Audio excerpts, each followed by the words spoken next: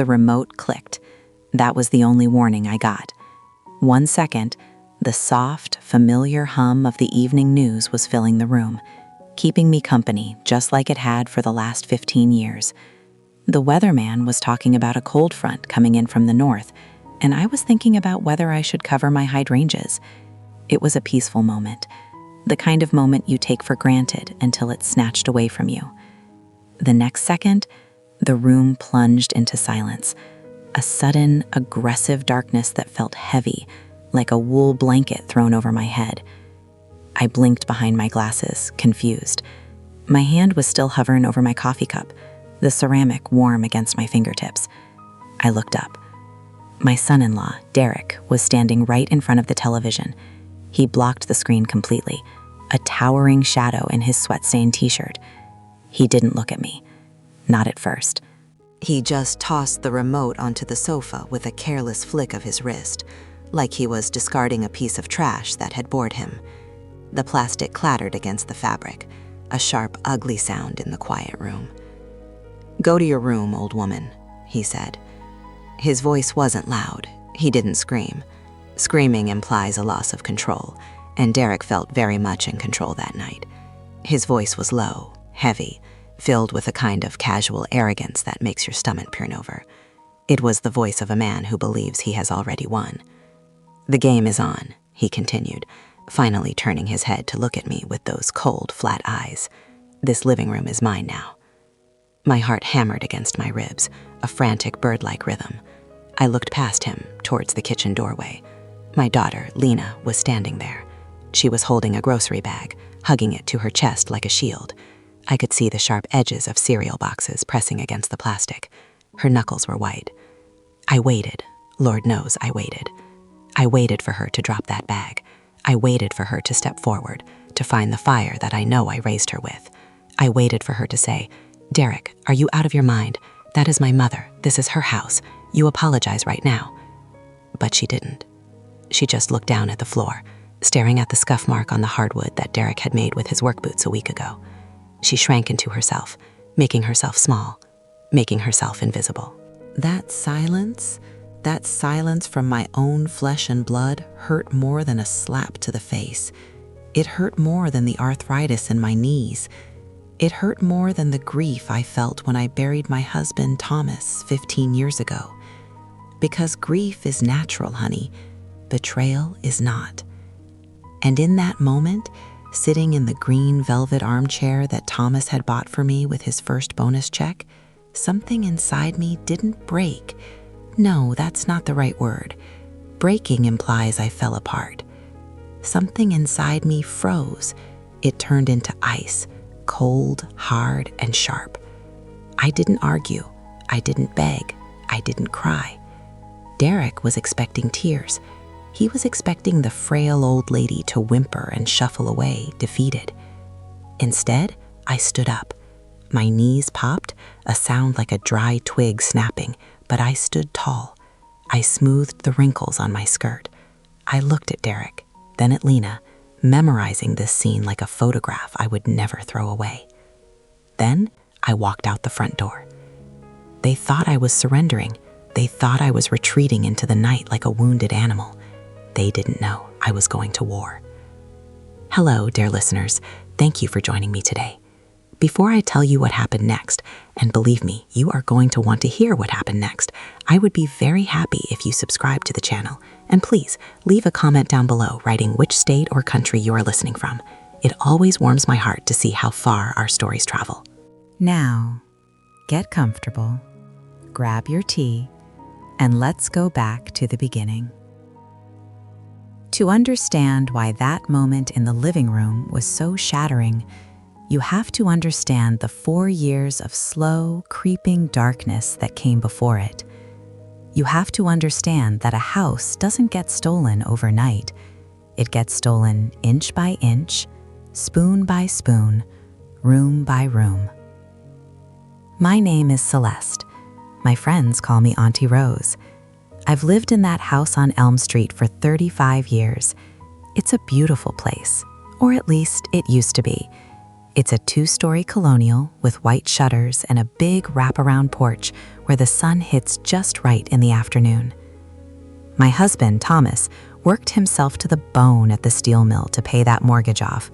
We skipped vacations, we drove used cars, we ate leftovers 3 nights a week, all for that deed, all for that piece of paper that said, "This is ours, we are safe here." When Thomas passed, the house became my partner. The creak of the floorboards in the hallway sounded like him walking. The smell of the old oak cabinets in the kitchen reminded me of his aftershave. It was my sanctuary. Then, 4 years ago, the call came. It was Lena. She was crying. "Mom," she sobbed into the phone. "Derek lost his job. The landlord is kicking us out. We have nowhere to go." My heart broke for her. Truly it did. "Come home, baby," I said immediately. "You come home. Just for a little while, until you get back on your feet." "Just 6 months, Mom," she promised. Just until we save up for a down payment on our own place. We won't be a burden. 6 months. Honey, if I had known then what I know now, I would have changed the locks and boarded up the windows. But a mother's heart is often blind, isn't it? We want to help. We want to believe the best. They moved in on a Tuesday. I remember it because it was raining. Derek didn't wipe his feet when he carried the boxes in. He tracked mud all over the beige carpet in the hallway. I bit my tongue. He's stressed, I told myself. He's having a hard time. But a few months turned into a year, then 2, then 4. Slowly, I started shrinking in my own home. It happened so gradually, I almost didn't notice it until I was practically living in the walls. First, it was the garage. Derek said he needed space for his projects. He was going to build custom furniture, he said. He was going to sell it online and make a fortune. So I moved my little Honda Civic out to the driveway, exposed to the rain and the snow. But I never heard a saw buzzing. I never saw a piece of wood being sanded. All I saw were boxes of old electronics, car parts, and rusty tools piling up until you couldn't even walk through there. The garage became a graveyard for his half-finished ideas. Then it was the sewing room. That was my room, honey. That was where I made Lena's prom dress. That was where I quilted blankets for the church charity drive. It was filled with sunlight and colorful fabrics. "I need a home office, Celeste," Derek told me one morning over breakfast that I had cooked. "I'm getting into day trading, high stakes. I need focus. I can't have your sewing machine rattling away." Lena looked at me with those pleading eyes. "Please, Mom, it's his big chance." So I packed up my fabrics, I put my sewing machine in the attic, and Derek took the room. He installed 3 big monitors, blackout curtains, and a lock on the door. He didn't pay rent. He didn't pay for the electricity those computers sucked up all day and night. He didn't pay for the high-speed fiber optic internet he demanded I upgrade it to because the old connection was too slow for his genius. I paid for it all. I paid the water bill, which tripled because Derek liked 40-minute showers. I paid for the groceries because they only ate organic, grass-fed, expensive things that I never bought for myself. And the rules. Oh, Lord, the rules. Don't cook cabbage, Celeste. The smell makes me gag. Don't vacuum before noon, Celeste. I'm sleeping. Don't park in the driveway, Celeste. My truck needs the spot. I became a ghost. I tiptoed around on the hardwood floors I used to dance on. I ate my toast over the sink so I wouldn't leave crumbs. I stopped inviting my friends over for tea because Derek would walk around in his underwear, scratching his belly, making everyone uncomfortable. I told myself I was being a good mother. I told myself I was supporting my family. But deep down, in the quiet hours of the night, I knew the truth. I wasn't a mother to them. I was a host, and they were the parasites. Every evening, that green armchair in the living room was the last piece of territory I had left. It was my island in a sea of chaos. From 6 p.m. to 8 p.m., I would sit there, drink my coffee, and watch the news. It was the only time my joints stopped aching. It was the only time I felt like the mistress of my own domain. Until that night, when Derek stood there, smelling of stale sweat and cheap arrogance, and told me the living room was his, the fog finally lifted. I looked at the walls. I looked at the picture of the Savannah riverfront hanging above the mantel, a picture Thomas and I bought on our honeymoon, and I realized something terrifying.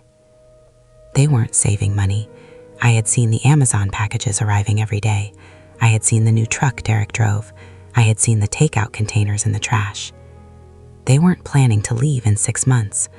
They weren't planning to leave in 6 years. They were waiting for me to die.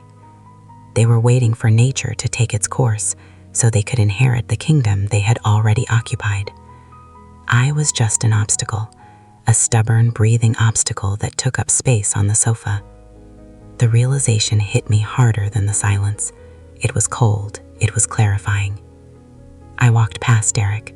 I didn't look at his smug face. I walked past Lena, who was still staring at the floor, probably praying I wouldn't make a scene.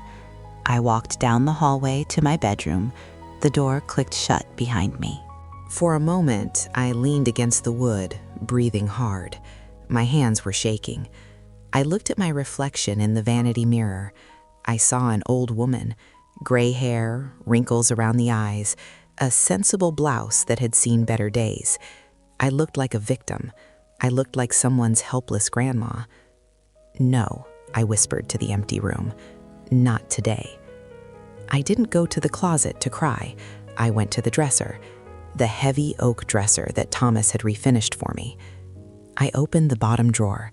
It squeaked a little, a familiar sound.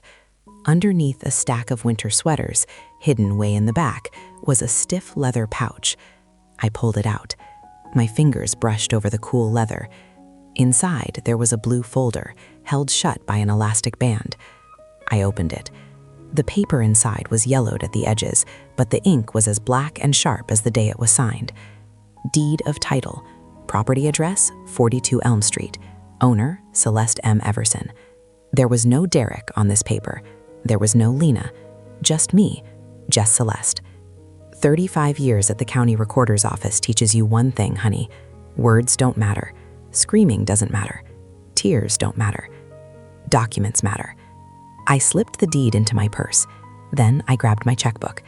Then I reached into the back of the drawer and found the spare key to the house, the one I kept for emergencies. I put that in my pocket too. I changed my shoes. I took off my self slippers and put on my walking shoes, the ones with the sturdy soles. I walked back out into the hallway. The living room was loud now. The football game was blaring. The crowd on the TV was cheering. Derek was sprawled out on my sofa, his feet on my coffee table, a can of soda in his hand. He didn't even turn his head when I walked by. In his world, I had already ceased to exist. I was just part of the furniture, and now that I had been moved to the storage room, he could relax. I walked to the front door. My hand touched the cold brass knob. "Taking a stroll, Celeste?" Derek sneered. He still didn't look at me. "Don't get lost. At your age, the memory starts to go." I didn't answer. I didn't give him the satisfaction of a trembling voice. I opened the door. The night air rushed in, smelling of rain and wet asphalt. It smelled like freedom. I stepped out onto the porch. I closed the door behind me. I turned the deadbolt. Click. For a second, I stood there on the porch, looking at the neighborhood I had lived in for half my life. I saw Mrs. Higgins walking her dog across the street. I saw the street lamp flickering. I walked down the steps. I didn't go to the garage. Derek's truck was blocking my little Honda anyway. I walked straight to the curb and raised my hand. By some miracle, or maybe by God's grace, a taxi was turning the corner just then. It pulled up, the headlights cutting through the gloom. "Where to, ma'am?" the driver asked as I climbed into the back seat. The leather was cracked and it smelled faintly of pine air freshener, but to me, it was a chariot. I looked back at the house one last time. The blue light of the television was flickering in the living room window. I could see the silhouette of Derek's head. "The Grand Hyatt," I said, "downtown." The driver raised an eyebrow in the rearview mirror. "Fancy night out?" "You could say that," I replied. "I'm starting a new chapter." The ride to the hotel was a blur of city lights and racing thoughts. My phone buzzed in my purse. I ignored it. It buzzed again. I ignored it. When we pulled up to the Grand Hyatt, the doorman rushed over to open the door. He offered me a hand, treating me with a gentleness that made tears prick at the corners of my eyes. A stranger was showing me more kindness in 5 seconds than my family had shown me in 5 years. I checked in. I didn't ask for the cheapest room. I asked for a suite. I asked for a view. When I walked into that room, it was silent. But it wasn't the heavy, suffocating silence of my living room. It was a clean silence. The bed sheets were crisp and white. The air smelled of lavender and expensive soap. I sat down on the edge of the bed. I didn't unpack. I didn't turn on the TV. I took out my phone.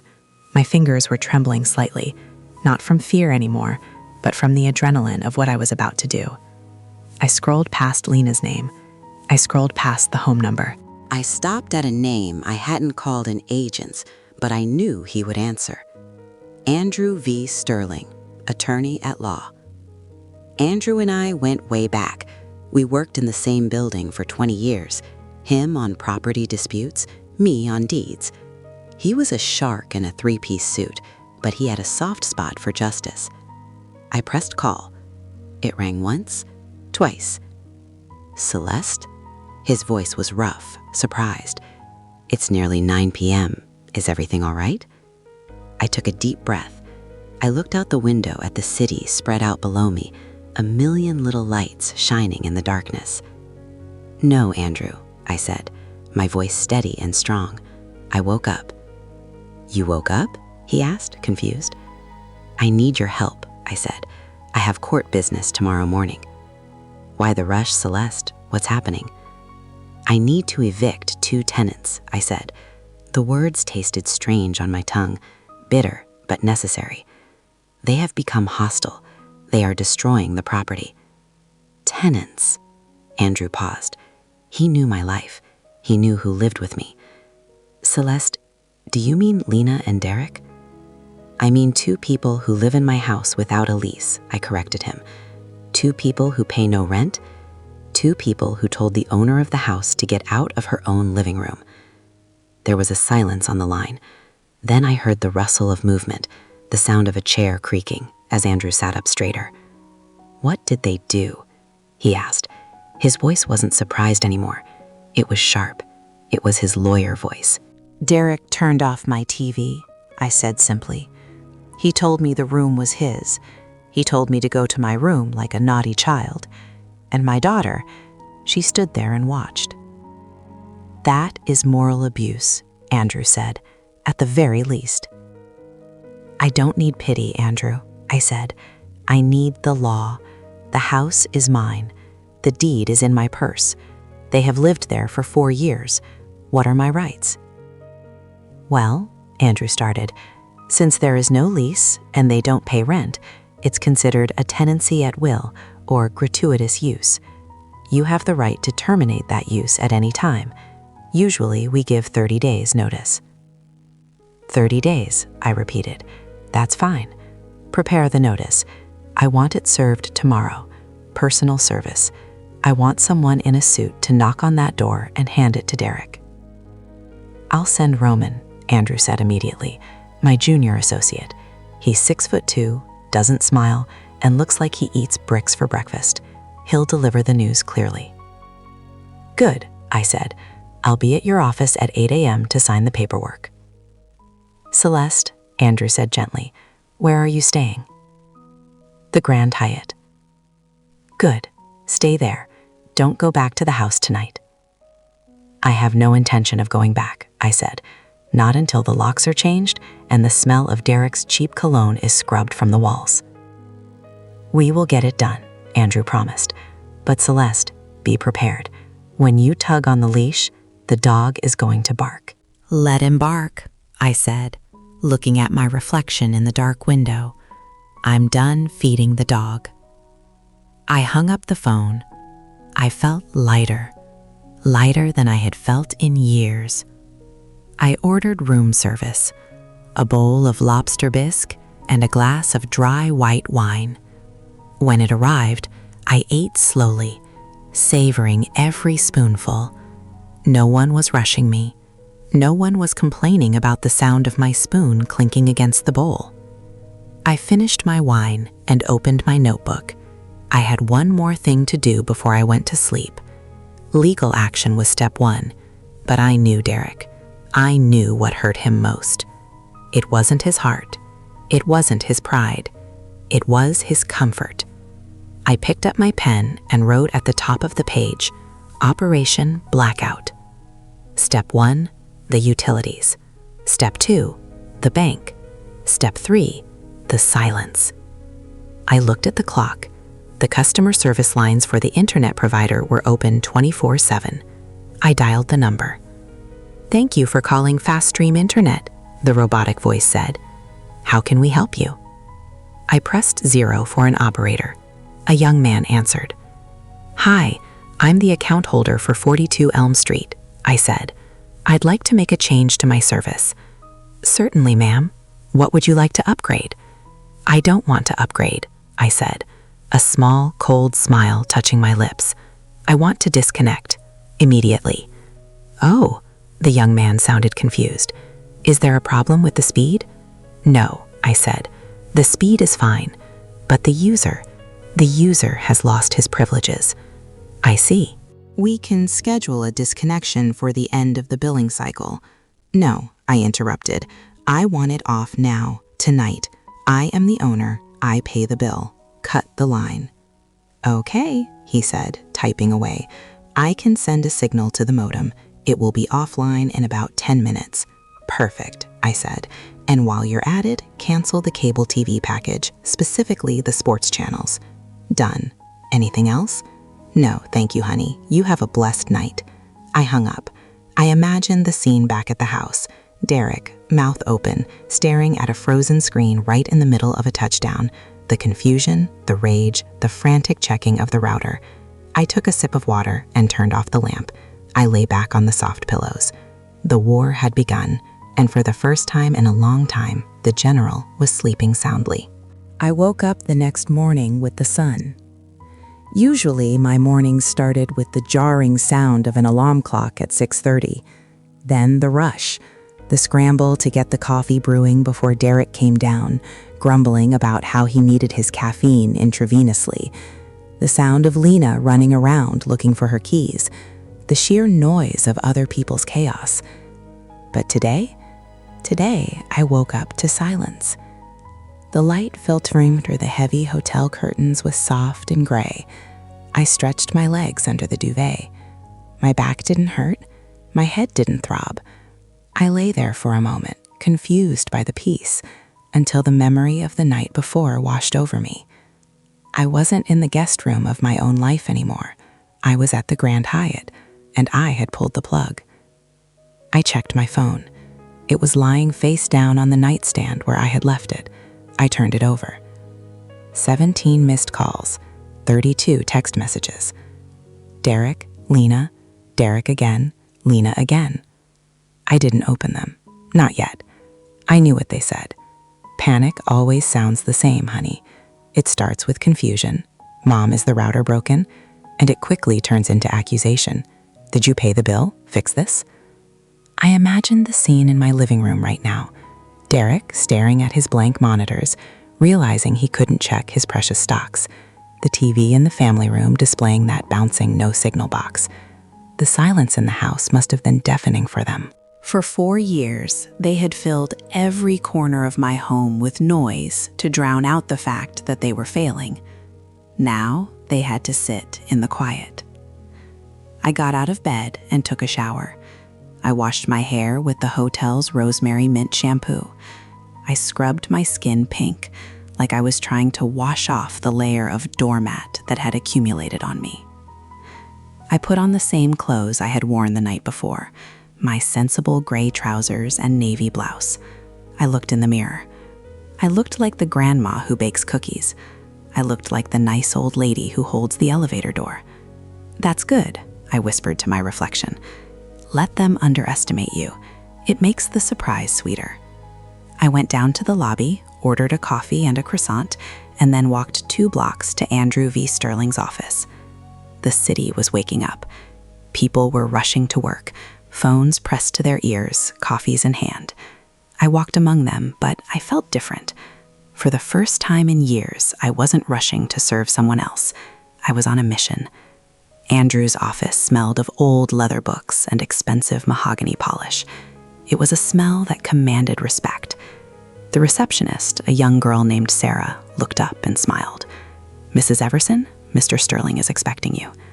Andrew was standing by the window when I walked in. He turned around, and for a second, he just looked at me. He was looking for cracks. He was looking for the Celeste who used to apologize for taking up space. "You look Rested," he said, sounding surprised. "I slept like a baby, Andrew," I said, sitting down in the leather chair opposite his desk. "Where are the papers?" He slid a thick folder across the desk. "Everything is ready. The notice to quit, the termination of gratuitous tenancy, and the demand for possession." I picked up the pen. My hand didn't shake. "Andrew," I said, looking at the legal jargon, "is this cruel?" He sat down and folded his hands. "Celeste, let me ask you something. If a stranger walked into your house, ate your food, insulted you, and then locked you out of your own living room, would you call the police?" "In a heartbeat," I said. "Then why is it different because he married your daughter?" Andrew asked softly. "Cruelty isn't setting boundaries. Cruelty is what they did to you. This is just gravity. What goes up must come down." I nodded. He was right. I signed my name at the bottom of the page, Celeste M. Everson. The signature was sharp, angular. It looked like a blade. "Good," Andrew said, taking the folder back. "Now, meet Roman." The door opened and a young man walked in. He was tall, very tall, with broad shoulders that strained against his charcoal suit. He had a military haircut and a face that looked like it had been carved out of granite. He didn't smile. "Mrs. Everson," Roman said, nodding politely. His voice was deep, a baritone that vibrated in the room. "Roman is heading out now," Andrew explained. "He will be at your front gate in 20 minutes. He will hand-deliver the notice to Derek. He will explain the terms. He will not engage in arguments." "Perfect," I said. "I'll wait here," I added. "I want to be far away when the bomb goes off." Andrew nodded. "Sit in the reception area. The coffee is fresh. And Celeste, keep your phone on silent, but watch the show." I went back to the waiting room. I sat in a comfortable chair by a potted fern. I took a sip of the office coffee. It was strong, bitter, and hot. And then I waited. Panic always remembers that it has a mother, and right now, that mother was me. At 9:30 a.m., my phone vibrated against my leg. The screen lit up. "Incoming call, Lena." I let it ring. 1, 2, 3. I swiped to answer, but I didn't say hello. I just listened. Mama, for heaven's sake." Lena's voice broke into a shriek. She sounded hysterical. "Where are you? There is a man here, a giant man in a suit. He just handed Derek a paper. Derek is screaming. What is happening?" I could hear the chaos in the background. I could hear Derek's voice, a ragged, furious roar. "Who the hell are you? Get off my property." I held the phone away from my ear. "Calm down, Lena," I said. My voice was low and steady. "The man is Roman. He works for my attorney." "Attorney?" Lena gasped. "Mom, have you lost your mind? Why is there an attorney involved?" "Ask your husband to stop screaming and read the paper," I said. "Read it aloud." He says it's an eviction notice," Lena stammered. 30 days? Mom, you can't do this. Derek says you're senile. He says you're having an episode."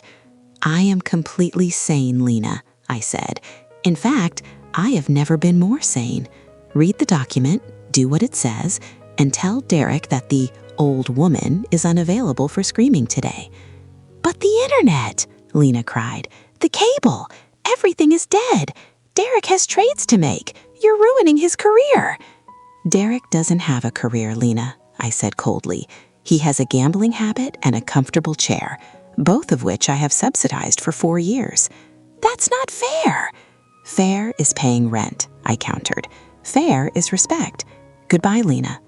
I hung up. I pressed the red button and the silence returned to me as easily as flipping a switch. Andrew peeked his head out of his office door. He raised an eyebrow.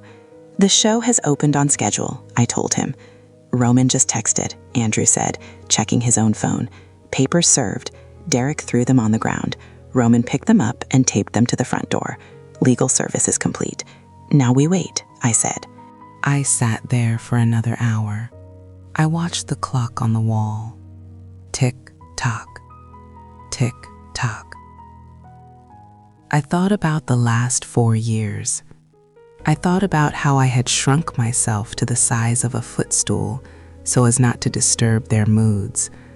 I thought about how I ate the burnt edges of the pie so Derek could have the center slice.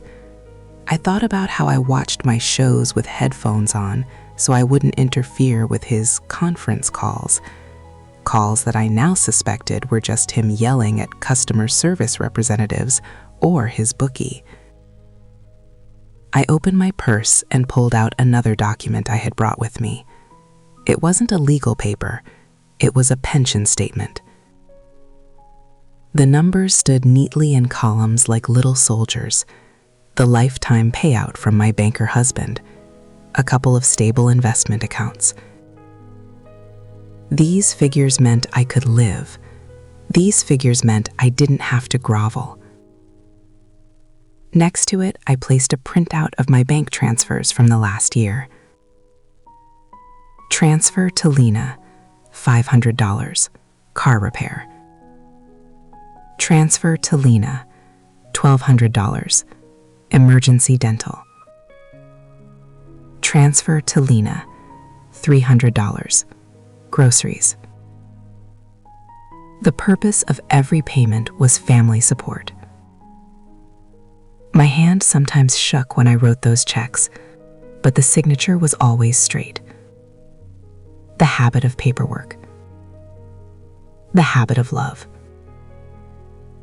My phone shuddered again, a text message from Derek this time. Come home, let's talk, stop this madness. Then another. You're embarrassing yourself. The neighbors are watching. And another. Mom, please, no. I flicked the notifications away like crumbs from a table. Andrew, I called out. He walked into the hall. Tea? He offered. I want something else, I replied. I need to turn off the rest of the taps. Which ones? The supplementary credit card, I said. The one Lena carries. The one that was supposed to be for emergencies and groceries. Andrew smirked. That will be felt. Yesterday was painful, I said, standing up. Today is merely educational. They are different things.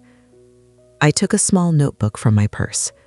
On a clean page, I wrote, Step 3, Financial Lockdown. I dialed the bank's VIP line. I was a platinum member, thanks to Thomas's careful planning. Good morning, Mrs. Everson, the banker answered. How can I help you today? I need to block a card, I said. The supplementary card ending in 4588, the one issued to Lena Everson. Is it lost or stolen? Neither, I said. It is being misused. Please lower the online transaction limit to 0 and keep SMS alerts on my number only. Done, the voice replied. The card is now inactive. I hung up. My stomach growled, not from hunger, but from the adrenaline slowly dissipating. I needed to eat. I needed to breathe. But I couldn't go back to the hotel yet. I felt restless.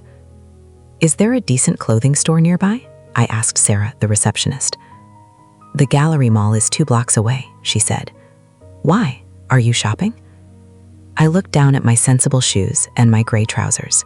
I am dressed like a grandma, I said. If I am going to set boundaries, I need a uniform. A grandma gives cookies. A landlady gives eviction notices. Go to Eleanor's on the second floor, Sarah suggested with a wink. They sell suits that say, "Don't mess with me."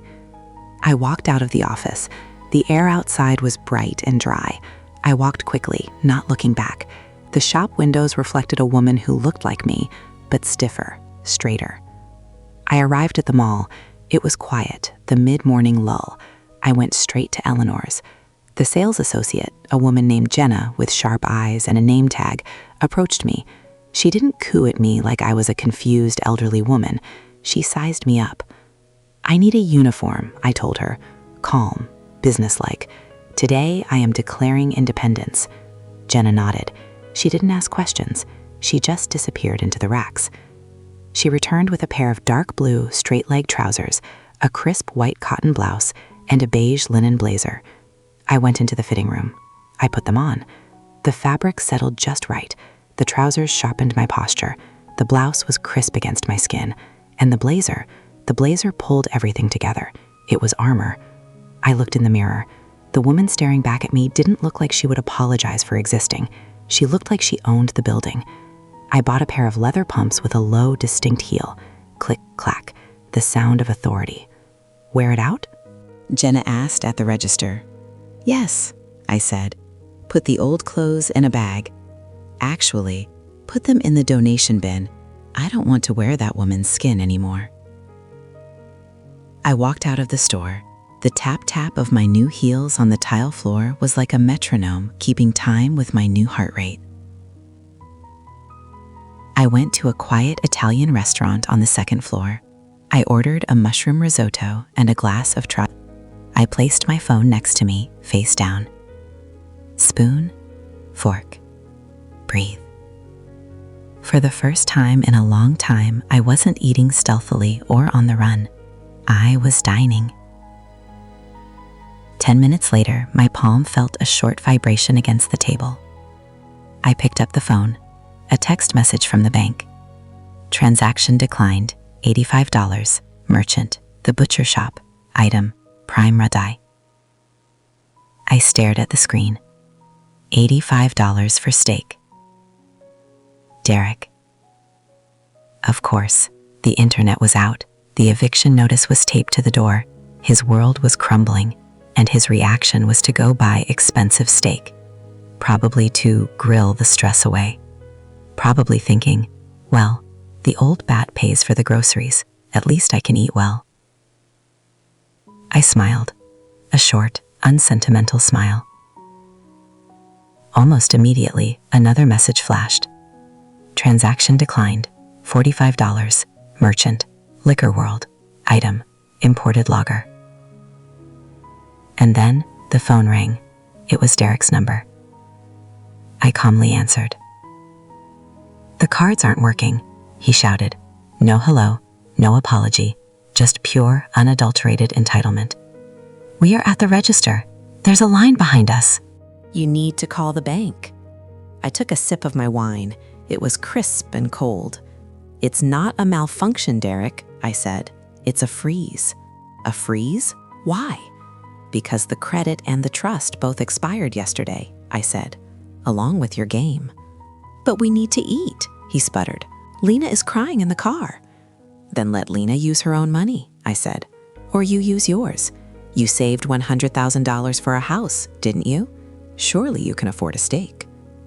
There was silence on the other end, a thick, heavy silence. You know?" he whispered. "I know everything, Derek," I said. "I know about the investments. I know about the empty savings account. I know you're broke." I heard a sharp intake of breath. "Put the steak back," I said. "Buy a hot dog and pack your bags. You have 29 days left." I hung up. I put the phone face down.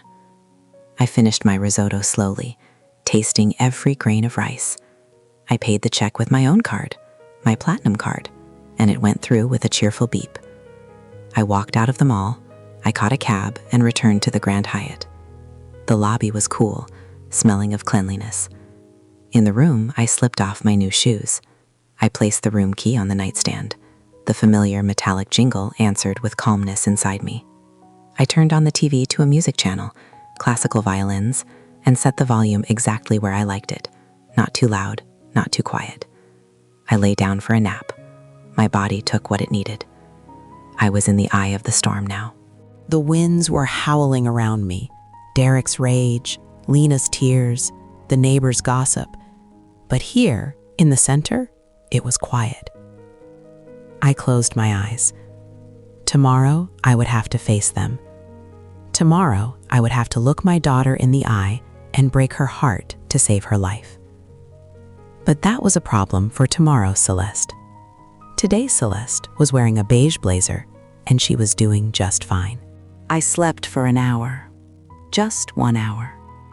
But when I woke up, the world felt different. The afternoon sun was slanting through the hotel window, painting stripes of gold across the white duvet. For a moment, just a split second, I forgot where I was. I expected to hear the television blaring downstairs. I expected to smell Derek's stale popcorn or hear Lena clattering dishes in the sink because she was angry but too afraid to say it. But there was no noise, only the hum of the hotel air conditioner and the distant, muffled sound of city traffic. I sat up and swung my legs over the edge of the bed. My body felt heavy, but my mind was sharp. It was the kind of clarity you get after a fever breaks. Then the room phone rang. Not my cell phone, the landline on the bedside table.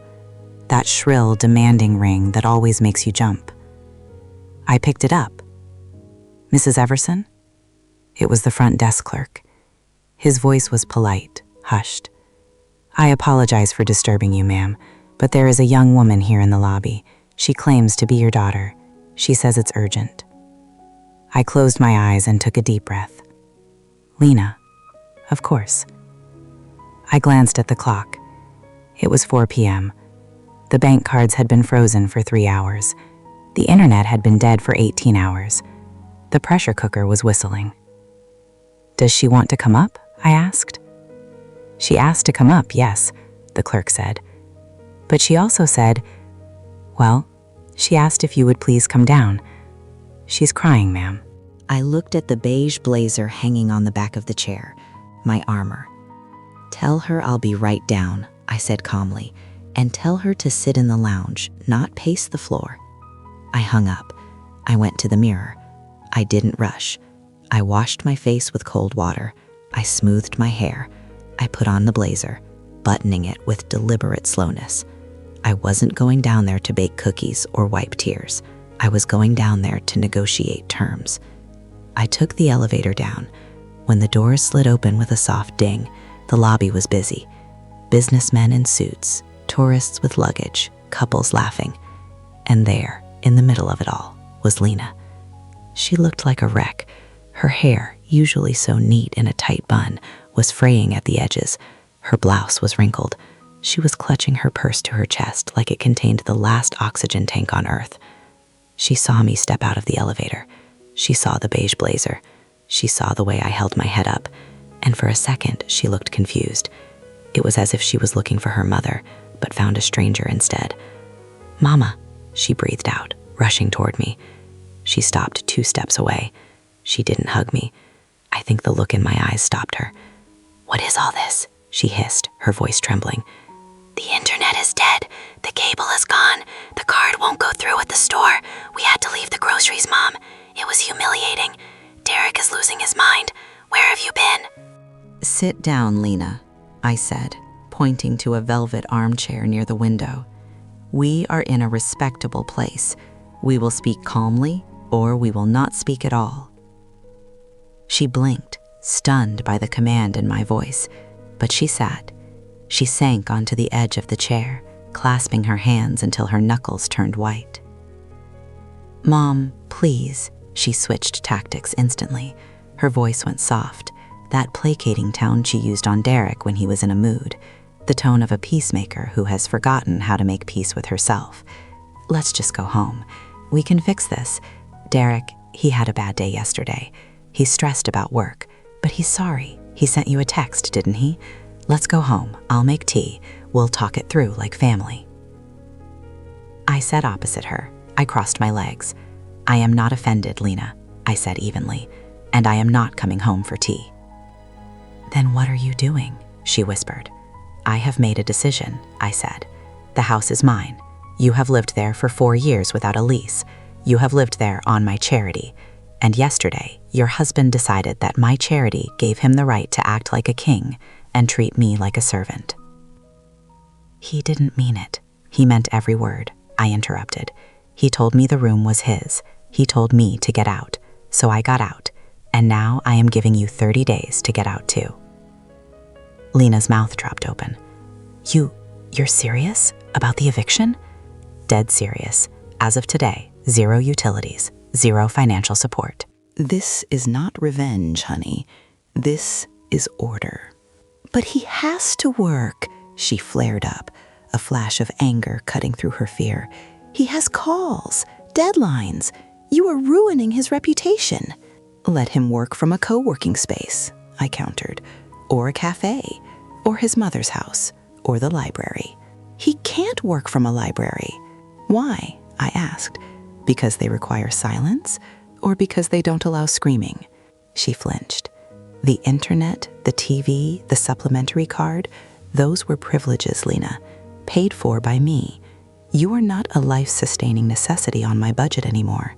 You are an expense, and I have balanced my books. She sucked her lips in, looking around to see if anyone was watching. You're humiliating us, she whispered. Everyone saw it at the store today. The card declined. The cashier looked at me like I was a thief. Humiliation, I said quietly, leaning forward so she couldn't look away, is being thrown out of your own living room by a man who lives off your pension. Humiliation is eating your dinner standing up in the kitchen because you don't want to disturb the master of the house. Today, no one humiliated you, Lena. Today, you just had to pay your own bill. She tried to mount a defense. She grasped at straws. But we were saving. We had money. Derek said we were close to the goal. I looked at her, really looked at her, my daughter, the girl I had carried, raised, and loved. She was 40 years old, but she looked like a lost child. She believed him.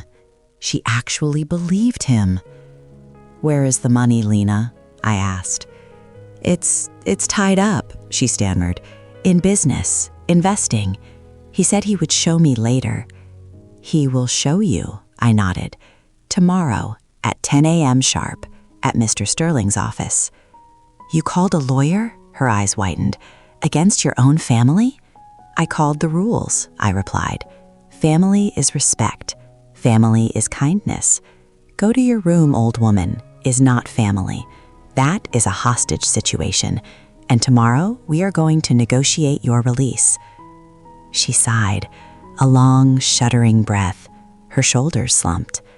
If we leave, he says he's going to file for divorce.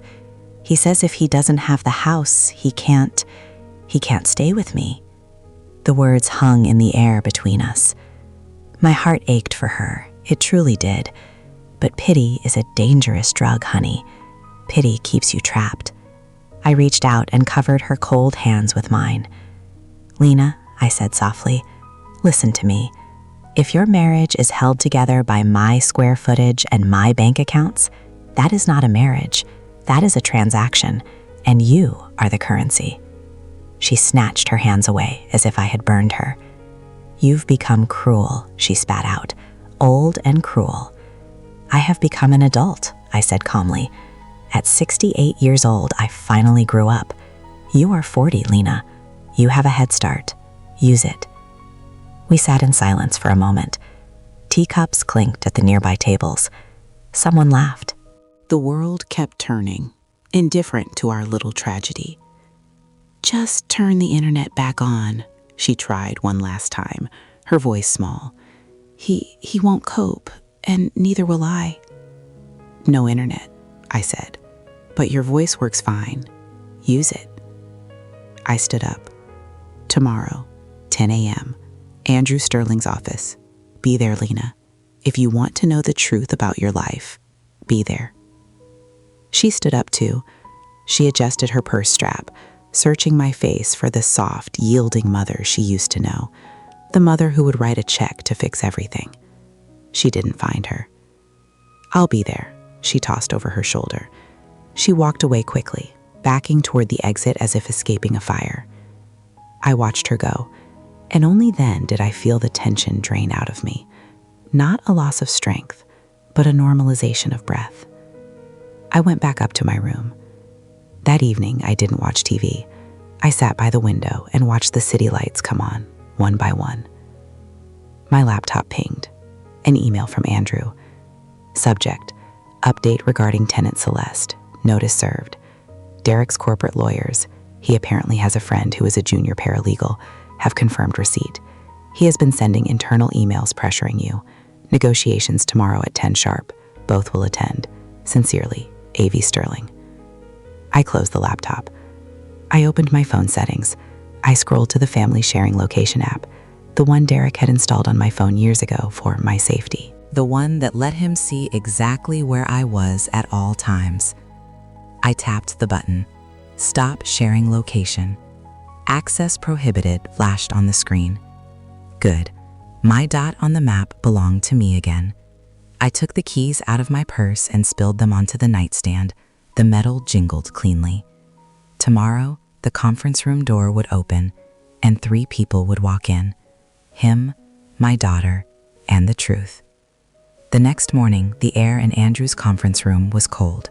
They keep law offices cold on purpose, I think. It keeps people alert. It keeps emotions frozen. I arrived 15 minutes early. I asked to be seated at the head of the table. To my right sat Andrew V. Sterling.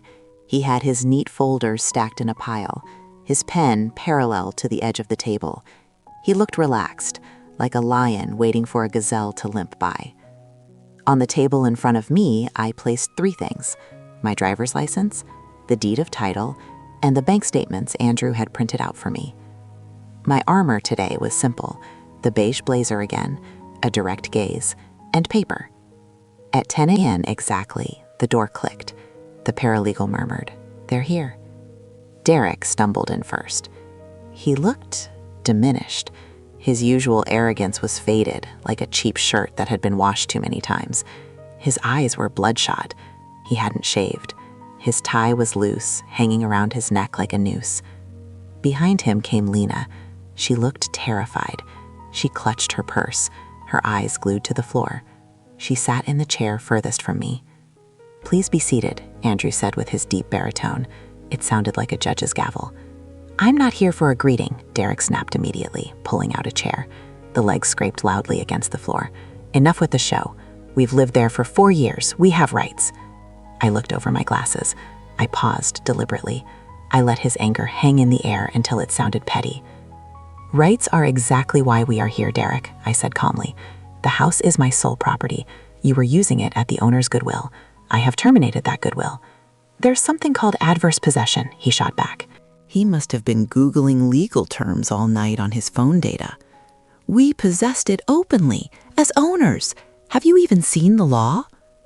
"I have," I smiled slightly, "and I worked with it for 35 years at the recorder's office. Adverse possession applies when the owner doesn't live there, doesn't pay taxes, and doesn't object for a statutory period, usually 20 years in this state. I live there. I pay, and I object. You are not owners, Derek.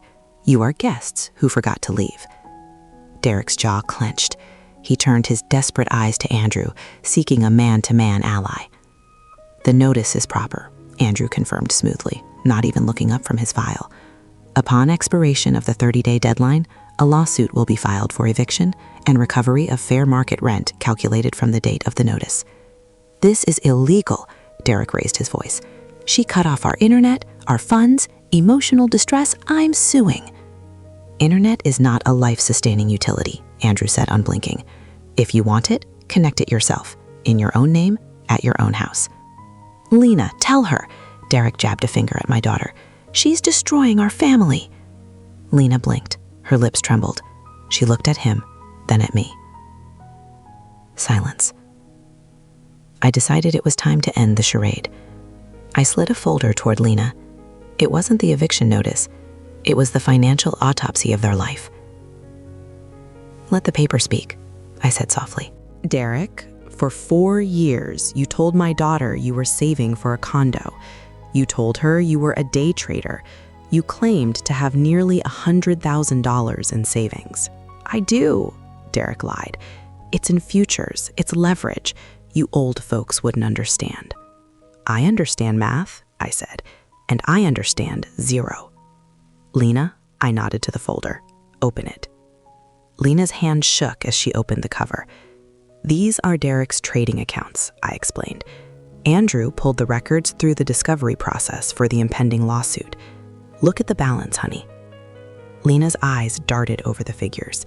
I saw the moment the realization hit her. It was like watching a light bulb shatter. 0, she whispered. She turned the page. And here, I pointed, a loan default notice. And here, credit card debt. And here, online gambling losses. That's a lie. Derek lunged for the paper, but Roman, who was standing quietly in the corner, took one step forward. Derek froze. Lena, I said, my voice hard as stone, there is no house fund. There is no investment. The money I gave you for car repairs? Gone. The money for groceries? Gone. He spent it on bets. He spent it on games. He spent $85 on a ribeye steak yesterday while you were crying in the car. Lena looked up at her husband. Her face was pale, drained of all color. Derek? She asked. Her voice was barely audible. Is it true? I would have made it back, Derek flared up, his face turning red. The market is turning around. I just needed one more infusion. That's why I needed the living room. I needed focus, and your mother ruined it. He didn't deny it. He justified it. And that was the nail in the coffin. So that's why you needed my living room, I said, raising an eyebrow. To lose money louder and to send me to my room so you wouldn't have witnesses? He clenched his fists. The anger in his eyes was undercut by fear, pure, unadulterated fear. I'm your son-in-law, he forced out through gritted teeth. Family is supposed to help. Family is respect. Family is boundaries, I corrected him. You offered neither respect nor help. You will receive neither. I stood up. That movement was enough to make everyone straighten. Terms, I stated, clipping my words. 30 days to move out. The internet, cable, and supplementary cards will not be returned. If I hear screaming when I visit the house to collect my winter clothes next week, I will immediately call the police and file a report for threats. We'll see how job recruiters feel about a police record on top of a bankruptcy. Derek slumped in his chair. It was as if his internal bolts had been unscrewed. He looked small. Lena covered her face with her hands. The horror of the air conditioning became audible. And one more thing, I said. I turned to my daughter. This is your choice, Lena. Over these 30 days, you decide. You can continue to drown with a man who lied to you, stole from your mother, and dragged you down. Or you can swim to the surface. I am a mother, I said, my voice thick with emotion but steady.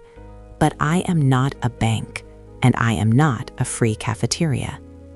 Lena lowered her hands. For the first time in a long time, she looked straight at me. Her eyes were wet, but they were open. But if, she whispered hoarsely, if I leave him, I have nowhere to go. You will find a place, I said. You work, rent a studio apartment, sell that ridiculous truck, manage your own accounts, stand on your own 2 feet, Lena. I gathered my papers into the folder. Andrew, I said, I believe we are done here. The meeting is concluded, Andrew said. Roman will handle all further contact in writing. I walked around the table. I had to pass Derek to get to the door. I stopped for half a step. He was staring at the table, defeated. You can press the remote control of your own life as much as you like, Derek, I said quietly, but it doesn't work on my house anymore. I walked out. In the hallway, the light seemed warmer. The air smelled cleaner. I walked to the elevator and heard the scraping of a chair behind the door. Lena's choked sob, Derek's short, muffled curse. The elevator chimed. The doors closed. My phone vibrated in my purse. Incoming call. Lena. I didn't answer immediately. I took 3 deep breaths. 1, 2, 3. And only then did I press accept. I held the phone to my ear. For a second, all I heard was breathing. Ragged, shaky breathing. The sound of someone trying to keep their lungs from collapsing. Mama. Lena's voice was low, sounding like she had just come in from a blizzard. I'm here, Lena, I said. Where are you? I'm downstairs, she whispered, in the parking lot. I didn't get in the car. I closed my eyes and leaned my forehead against the cool metal wall of the elevator. Thank God. Where is he? I asked. He's in the truck, she said. He's screaming. He's hitting the steering wheel. He told me to get in. He said you broke the family. Unplugged internet doesn't break a family, Lena, I said firmly. Lies break a family. Screaming breaks a family. Where are you walking? Away, she said, just away, toward the subway station. Good, I said. Walk, breathe. Don't look back at the screaming. You can't fix a man who breaks things because he's unhappy. It hurts, Mom, she sobbed softly. I feel stupid. I believed him. 4 years and I believed him. Seeing is the first step, honey, I told her. The pain you feel right now, that's not failure. That's the anesthesia wearing off. It means you're waking up. Can I? She hesitated. Can I come to the hotel? I paused. This was the test. My instinct, my mother's instinct, was to say yes, to tell her to come running, to wrap her in a blanket, to order her soup, and to fix it. But fixing it was what got us here in the first place. No, Lena, I said gently.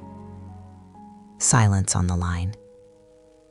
You need to do this alone tonight, I said. Call Zoe. She's your best friend. Crash on her couch, cry on her shoulder. But don't come to me to save you. You need to save yourself first. Okay, she whispered. Her voice was small but steady. Okay, I'll call Zoe. I love you, I said. Remember that. This no is the biggest I love you I have ever given you. I know, she said. Tomorrow? Tomorrow, I agreed. I hung up. The elevator doors opened onto the lobby. The air conditioning hit my face. I walked out of the hotel. The street smelled of hot asphalt and city dust. I raised my face to the sun. It felt warm, real. I hailed a cab. Where are we going? The driver asked. To the riverfront, I replied. To the nicest restaurant you know that has a view of the water. I'm having a celebration. Birthday? He asked, glancing in the mirror. Better, I smiled. Independence Day. I sat by a window overlooking the river. I ordered clam chowder, a green salad, and a glass of dry white wine. I placed my phone face down on the table. My teaspoon clinked lightly against the glass. Sunbeams danced on the white tablecloth. I ate slowly. I tasted the salt in the chowder, the crispness of the lettuce. I watched the boats drifting lazily on the water. People walked by on the boardwalk, couples holding hands, kids zipping by on scooters, old men feeding pigeons. For the first time in 4 years, I wasn't rushing. I wasn't checking my watch, wondering if Derek was hungry. I wasn't worrying if my chewing was too loud. I was simply existing. My phone vibrated briefly. I checked it. Message from bank. Transfer protected account complete. Supplementary cards closed. Change of beneficiary on life insurance processed. Confirmation in your online account. I smiled without witnesses. All loose ends tied up. No one else would run into my signature. Almost immediately, an email arrived from Andrew V. Sterling. Subject, Control Celeste, for your peace of mind. Upon expiration of the 30 days, Roman will be at the gates at 8 a.m. sharp with the handover document and inventory. If there are threats, call the precinct immediately. Regarding Derek's employment, the reprimand from his boss has been confirmed. He was sending those emails from a company server. Not smart. I drank the wine to the bottom. It felt like closing a heavy case file. Click. I paid with my card.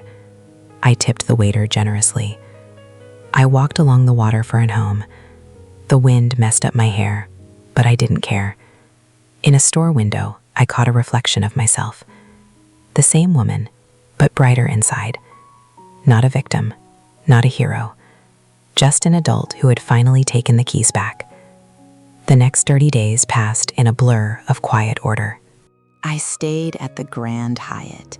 It was an indulgence, yes, but I needed the distance. I needed to let the house sit empty of my presence so they could feel the full weight of their own reality. Every morning, I woke up without an alarm. I read books I had been meaning to read for years. I went to the spa. I sat in the sauna until my bones felt warm. I didn't visit the house. I didn't drive by to check if the grass was cut. That wasn't my job anymore. My phone was quiet. I had blocked Derek on day 2 after he sent a barrage of texts ranging from "I'm sorry" to "you're a witch" in the span of an hour. Lena called me every few days. I met Zoe, she told me on day 5, sleeping on a folding cot. It's uncomfortable, but it's quiet. Quiet is good, I said. I found a job listing, she said on day 12. Receptionist at a dental clinic. It pays okay. Not great, but okay. Apply, I said. I got it, she told me on day 20. I start Monday. And Mom, I filed for divorce.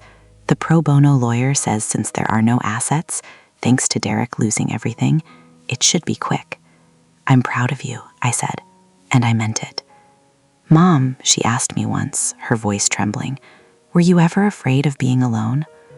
I looked out my hotel window at the city lights. I was, I answered honestly, until I realized it's worse to be in a place where you don't exist. Loneliness is better than erasure, honey. Day 30. The light in the window was even and pale, like a fresh sheet of paper before a signature. I had breakfast. I placed my phone face down.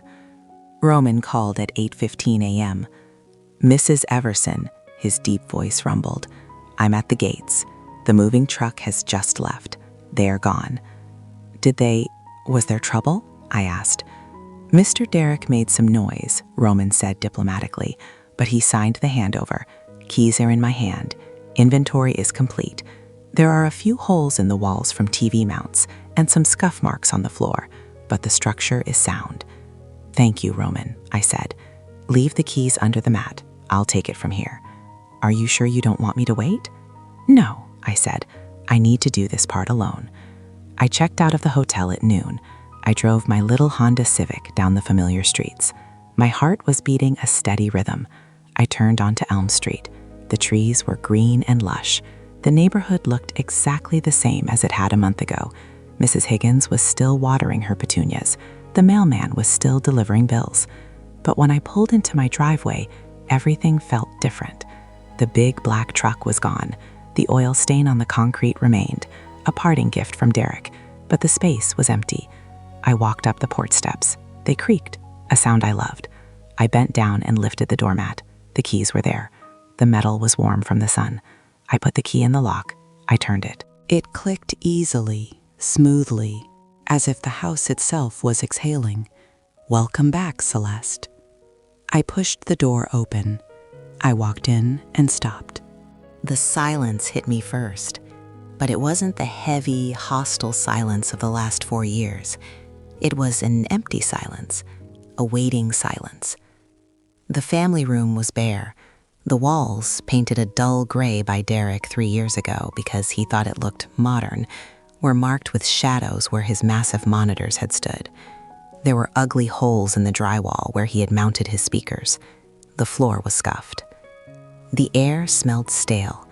It smelled of old pizza boxes, stale beer, and frustration. I didn't cry. I didn't feel sad. I walked over to the windows, the big bay windows Derek always kept covered with blackout curtains. I threw the curtains open. Dust motes danced in the sudden explosion of sunlight. I unlatched the window and pushed it up. A draft swept in from the garden, smelling of white grass and blooming jasmine. It swirled through the room, stirring the stagnant air, carrying out the remnants of someone else's unhappy life. "Get out," I whispered to the smell. "You don't live here anymore." I went to the kitchen. I put my purse on the counter. I rolled up the sleeves of my beige blazer. Actually, no, I took the blazer off. I hung it on the hook by the door. I put on rubber gloves. I went to the utility closet. I took out the mop, the bucket, the rags, and the strongest disinfectant I owned. I started in the corner where Derek's desk used to be. I scrubbed. I scrubbed until my arms ached. I scrubbed away the coffee stains on the floorboards. I scrubbed away the grease marks on the wall. I washed the baseboards. I washed the windowsills. I moved to the living room. I vacuumed the rug, my rug, going over it 3 times until the pile stood up straight again. I wiped down the framed print of the Savannah riverfront. I took it off the wall and rehung it 3 inches lower, right where it was comfortable for my eyes, not where it looked impressive for guests. By 5 p.m., the house smelled of lemon and bleach and fresh air. The sun was setting, casting long, golden shadows across the floor. The house felt lighter. It felt bigger. I went to the kitchen and filled the kettle. The sound of the water rushing into the metal pot was music. I put the kettle on the stove. Click, whoosh. The flame caught. I leaned against the counter and waited. Then, a short, polite ring at the doorbell. I froze. I knew that ring. It wasn't the pounding fist of a demand. It was a question. I walked to the door and opened it. Lena stood there. She looked tired. She was wearing cheap sneakers and jeans. Her hair was pulled back in a ponytail. She wasn't holding a grocery bag. She wasn't holding a laundry basket. She was just holding herself. "Can I come in?" she asked quietly. I looked at her. I looked past her to the street. No truck, no Derek, just my daughter. "The tea is just about to boil," I said. "Come in." She walked in slowly. She stopped in the hallway and looked around. She sniffed the air. "It smells clean," she said. "It is," I nodded. She walked into the living room. She looked at the empty space where Derek's command center used to be. She looked at the holes in the wall. "I'm sorry about the walls," she whispered. "I'll pay to fix them with my first paycheck." "Don't worry about the walls," I said. "I have a painter coming tomorrow. We're changing the color." "To what?" "Peach," I said. "Warm peach, like the inside of a seashell." "That sounds nice," she smiled faintly. A real smile, though small. "Warm." "Sit," I said, pointing to the kitchen table. We sat opposite each other, 2 mugs on the table, a plate of store-bought cookies in the middle. Lena held her mug with both hands, grasping the warmth. "I rented a studio apartment," she said, looking at the steam rising from her cup. "It's on 4th Street. It's tiny. The neighbor upstairs plays the trumpet, badly. The ceiling is low." She looked up at me. "But it's mine," she said. "My name is on the lease. I pay for it myself." I nodded. A warm, quiet feeling rose inside my chest. It wasn't pride exactly. It was relief. "That's the right path, Lena," I said. "It will be hard. You will be tired, but you will sleep well." "He calls me," she admitted, "from his mom's house. He says I'm cruel. He says I abandoned him." "And what do you say?" "I say nothing," she said. I hang up. "Good girl." We were silent for a moment. Outside the window, the garden rustled. "Mama?" she asked. Can I come over this weekend? Maybe stay the night? Just until I get my furniture sorted." I looked at her, my baby girl. I took a sip of my tea. "No," I said. Lena flinched slightly. "You can come for tea on Sunday," I said gently. You can come for dinner, but you cannot sleep here, you cannot bring your laundry here, and you cannot leave a toothbrush here." She looked at me, searching for the rejection, but she didn't find it. She found the boundary. "My door is open for guests," I explained, "but for tenants, even beloved tenants, it is permanently closed." She nodded slowly. She took a deep breath. "I understand," she said. And then she laughed, a dry, short laugh. "You know what, Mom? I missed your no." "Excuse me?" "I spent my whole life hearing your yes," she said. "Yes, have a cookie. Yes, take the car. Yes, bring Derek. Your yes was easy. It made me weak." She stood up and walked over to me. She kissed my cheek. "I think your no is going to make me strong." She left an hour later. She walked down the path to the gate, her steps steady. She didn't look back. She looked like a woman who had somewhere to be. I closed the door. I locked it. I walked back into the living room. My green velvet armchair was sitting there. It looked a little dusty, but it was unharmed. I walked over to it. I ran my palm over the velvet back. "Hello, old friend." I sat down. The cushion gave way, familiar and welcoming. I settled in. My feet found the ottoman. I looked at the end table. The remote control lay there, the most ordinary black plastic device in the world. I picked it up. It felt light. It wasn't a weapon anymore. It wasn't a symbol of someone else's power. It was just a thing. I pointed it at the TV. Click. The screen flared to life. The evening news. I pressed the volume button. Up, up, up. I turned it up until it was loud. Too loud. The newscaster was shouting about the weather. Then I pressed the down button. Down, down, down, until it was a whisper. Then I adjusted it again, one notch up. Perfect.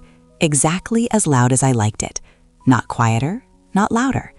Enough, I said aloud. And suddenly I understood that the word meant much more now. It meant I was adult enough to set conditions in my own home. It meant I had enough strength not to save those who weren't asking for salvation, but for victims. It meant I had lived long enough to understand a simple truth. Ownership is not just about keys and deeds. It's about the right to choose the silence, the people at your table, and the volume of the music. I turned off the TV. I listened to the house. It was breathing steadily. The garden darkened outside the window. A branch twitched. Somewhere, water clinked in a pipe. Nothing dramatic, just a simple life that I was finally not renting out.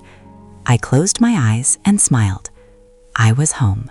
The house smelled of peach cobbler and fresh paint.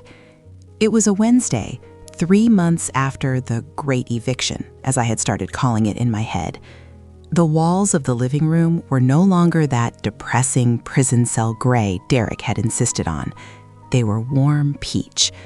When the sun hit them in the afternoon, the whole room glowed like the inside of a seashell. I was in the kitchen, arranging cups on a tray. Not the chipped mugs we used to use when I was rushing to feed everyone. I took out the good porcelain, the ones with the gold rims. Because today, I wasn't serving tenants. I was hosting a council. On the cover of a notebook lying on the table, I had written in large pencil letters, Wednesday, 4 p.m. The doorbell rang. It wasn't a demanding ring. It was the cheerful chirp of friends. Zoe arrived first, carrying a tin of biscuits. Then Olga, looking skeptical as always. And finally, trailing behind them, looking like a frightened bird, was Betty. I knew that look. I had worn that look for 4 years. Shoulders hunched, eyes darting around, apologizing for taking up space in the doorway. "Come in, ladies," I said, ushering them into the peach glow of the living room. "Sit, the tea is hot." We settled in. For a few minutes, we just talked about the weather, the price of tomatoes, and the new potholes on Main Street. But I knew why they were really here. Zoe nudged Betty. "Go on, tell Celeste what you told us." Betty put down her teacup. Her hands were shaking so bad the china rattled against the saucer. "It's my son," Betty whispered. He He wants me to sign the house over to him. He says it's for tax reasons. He says it's an investment. He says, Mama, sign the deed to me now, and I'll buy you a condo in Florida next year. I felt a cold flash of recognition go down my spine. Let me guess, I said, leaning forward. Does he yell when you ask questions? Does he tell you that you're too old to understand the paperwork? Betty looked up, tears brimming in her eyes. He says I'm slowing him down. He says family helps family. Honey, I said softly, family does not require a deed of title as a down payment for love. I opened my notebook. Listen to me, Betty, and you too, Olga. Listen closely. I took a sip of tea. Gifting a house is forever, I said. Once you sign that paper, you can't take it back. If he sells it, you're on the street. If he gets divorced, half your house belongs to his ex-wife. If he goes bankrupt, like my son-in-law did, the bank takes your roof. But he promised, Betty sniffled. He promised to take care of me. Promises are air, I said. Documents are iron. If you want to leave him the house, write a will. As long as you are alive, the property remains yours.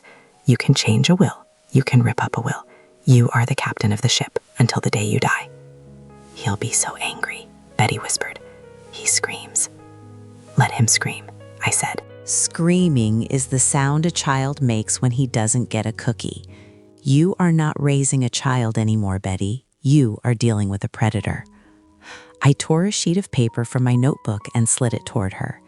Here is a phrase for you. Memorize it. When he brings the papers, you say, I am not ready to change the owner of the property. I have decided to keep my assets in my name for my own security. If you ask again, I will hang up. And the passwords, Zoe added, pointing a finger. Tell her about the passwords, Celeste. Right, I nodded. Do not give your passwords to anyone.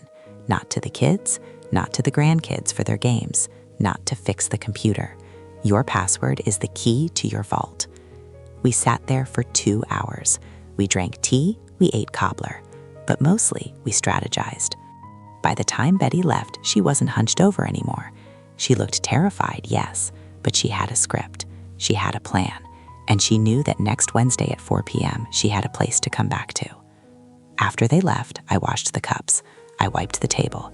I threw open the windows to let the evening breeze in. The garden smelled of wet grass and peace. At 7 p.m., there was another knock. It was Lena.